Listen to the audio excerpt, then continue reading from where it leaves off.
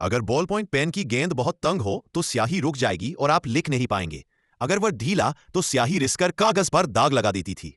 उन दिनों निर्माण सहिष्णुता सीमित थी, इसलिए अधिक सटीक रिफिल बनाना मुश्किल था और ब्रेक थ्रू स्याही से ही आना था। उन्होंने पानी आधारित स्याही का इस्तेमाल किया।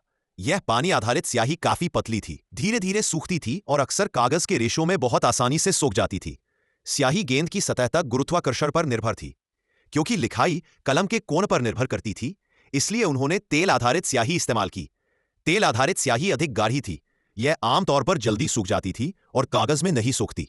इसके अलावा जब रिफिल बहुत पतली बनाई जा सके, स्याही बिना गुरुत्वाकर्षण के खींची जा सकती है। इसे रिफिल में रहस्यमयी शक्ति खींच लेती है। इसी घटना को कैपिलरी क्रिया कहा जाता है।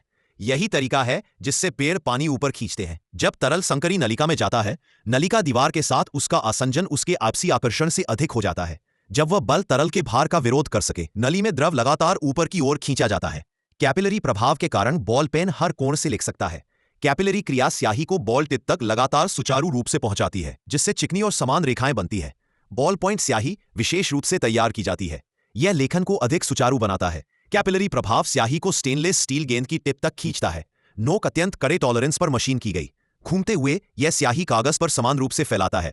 जब आप लिखना बंद करते हैं तो वह गेंद पीछे हटकर टिप को सील कर स्याही के रिसने को रोकती है। यह एक शानदार डिजाइन था, लेकिन इसे बनाना फिर भी महंगा था, इसलिए व्यापक रूप से नहीं अपनाया गया। इसे सस्ता बनाने का सबसे अच्छा तरीका थोक उत्पादन था, इसलिए इसे बड़े पैमाने पर आसानी से बनाने के लिए सरल और व्यावहारिक रूप से डिजाइन करना पड़ा। 19वीं सदी में स्विस घड़ी उद्योग पहले से काफी विकसित था। वे छोटे इस्पात के गोले बड़े पैमाने पर बनाते थे। उन स्टील की गोलियों का व्यास सिर्फ 2.8 मिलीमीटर था। उन्होंने पेन के बैरल के लिए धातु त्याग दी। इसके बजाय उन्होंने इंजेक्शन मोल्डिंग से बड़े पैमाने पर प्लास्टिक बैरल अपनाए। इससे लागत में नाटकीय गिरावट आई और यह पहला बॉल पॉइंट पेन था जिसे बड़े पैमाने पर बनाया गया। इसका डिजाइन लगभग आज की बॉल पॉइंट पेन जैसा था। इसमें कोई चलने वाला हिस्सा नहीं था, न स्प्रिंग न कोई जटिल यंत्र। इसके डिजाइन का हर विवरण लगभग परिपूर्ण था। उस पेन के बैरल में एक छोटा सा छेद होता है जो हवा के प्रवेश से स्याही के पीछे की जगह बराबर कर देता है। कलम उल्टा होने पर भी स्याही नहीं रिसती।